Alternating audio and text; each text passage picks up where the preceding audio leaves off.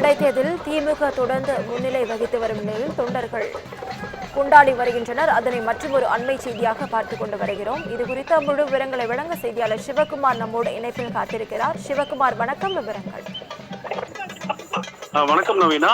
ஈரோடு கிழக்கு சட்டமன்ற தொகுதிக்கான இந்த தேர்தலுக்கான வாக்கு எண்ணிக்கையானது தற்பொழுது நடைபெற்று வருகிறது. காலை 8 மணிக்கு துவங்கிய இந்த வாக்கு எண்ணிக்கையில திமுக சார்பில் போட்டியிட்ட ஈரோடு கிழக்கு சட்டமன்ற தொகுதியில் போட்டியிட்ட சந்திரகுமார் அவர்கள் தற்போது 8000க்கும் மேற்பட்ட வாக்குகளை பெற்று தற்பொழுது முன்னிலை வகித்து வரக்கூடிய இந்த நிலையில சென்னை தேனாம்பேட்டையில் இருக்கக்கூடிய திமுகவினுடைய தலைமை அலுவலகத்துல திமுகவினுடைய தொண்டர்கள் தற்பொழுது திமுக வேட்பாளர் முன்னிலை வகித்து வருவதை கொண்டாடும் விதமாக அவர்கள் மேலதாளம் மூலம் தற்பொழுது ஒரு கொண்டாட்டத்தில் ஈடுபட்டு வர்றாங்க. கிட்டத்தட்ட இந்த சென்னை தேனாம்பேட்டையில் இருக்கக்கூடிய திமுக தலைமை அலுவலகத்துல கிட்டத்தட்ட ஒரு 200க்கும் மேற்பட்ட திமுக தொண்டர்கள் தற்பொழுது ஒன்றாக கூடி திமுக கட்சி கொடியை ஏந்தி பட்டாசுகளை வெடித்து மேலதாளம் முழங்க நடனமாடக்கூடிய காட்சிகளை தான் நம்ம பார்த்து வந்துட்டு இருக்கிறோம்.